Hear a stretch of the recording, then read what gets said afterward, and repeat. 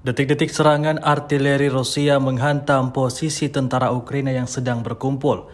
Rekamannya ramai beredar di media sosial Telegram pada Kamis 16 Maret 2023. Pesawat tak berawak yang dioperasikan militer Rusia terus bekerja, menemukan sekelompok militan Ukraina dan mengirimkan koordinat pergerakan mereka ke awak tank T-80.